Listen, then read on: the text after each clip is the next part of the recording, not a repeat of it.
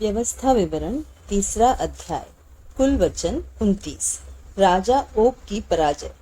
तब हम मुड़कर बाशान के मार्ग से चढ़ चले और बाशान का ओग नामक राजा अपनी सारी सेना समेत हमारा सामना करने को निकल आया कि एद्रेई में युद्ध करे। तब यहोवा ने मुझसे कहा, उससे मत डर, क्योंकि मैं उसको सारी सेना और देश समेत तेरे हाथ में किए देता हूँ। और जैसा तूने हेशबोन के निवासी एमोरियों के राजा सीहोन से किया है, वैसा ही उससे भी करना।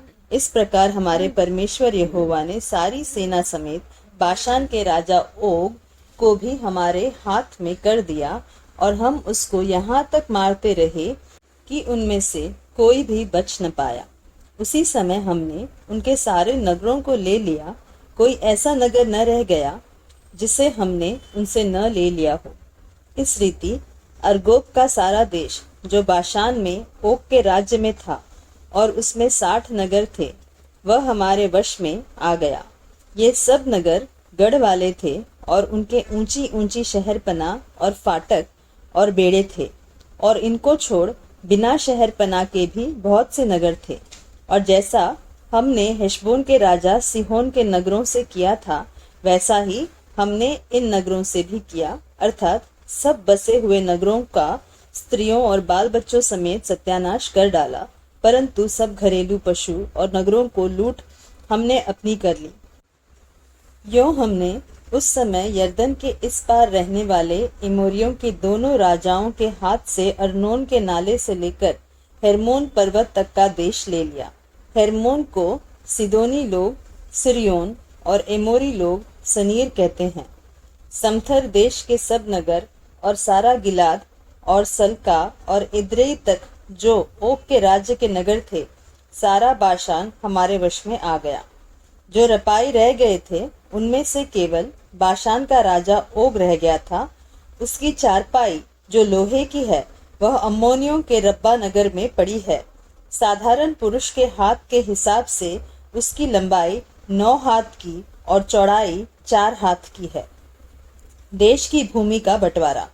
जो देश हमने उस समय अपने अधिकार में ले लिया, वह यह है, अर्थात अर्नोन के नाले के किनारे वाले अरोएर नगर से ले सब नगरों समेत गिलाद के पहाड़ी देश का आधा भाग, जिसे मैंने रुबेनियों और गादियों को दे दिया, और गिलाद का बचा हुआ भाग, और सारा बाशान अर्थात अर्गोब का सारा देश जो ओग के राज्य में था, इन्हें मैंने मनश्शे के आधे गोत्र को दे दिया।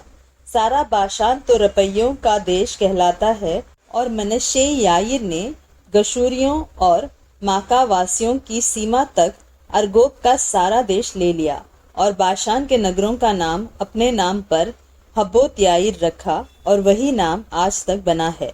और मैंने गिलाद देश माकीर को दे दिया, और रुबेनियों और गादियों को मैंने गिलाद से ले अर्नोन के नाले तक का देश दे दिया, अर्थात उस नाले के बीच उनकी सीमा ठहराया, और यब्बोक नदी तक जो अमोनियों की सीमा है, और किनेरेत से ले पिसगा की ढलान के नीचे के अराबा के ताल तक, जो खारा ताल भी कहलाता है।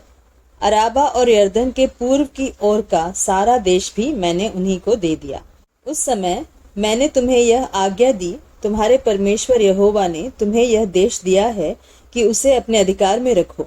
तब तुम योद्धा हथियार बंद होकर अपने भाई इस्राएलियों के आगे आगे पार चलो, परंतु तुम्हारी स्त्रियां और बाल बच्चे और पशु, जिन्हें मैं जानता हूँ कि बहुत से हैं, वह सब तुम्हारे नगरों में जो मैंने तुम्हें दिए हैं रह जाए। और जब यहोवा तुम्हारे भाइयों को वैसा विश्राम दे जैसा कि उसने तुमको दिया है, और वे उस देश के अधिकारी हो जाए जो तुम्हारा परमेश्वर यहोवा उन्हें यरदन पार देता है, तब तुम भी अपने अपने अधिकार की भूमि पर जो मैंने तुम्हें दी है लौटोगे।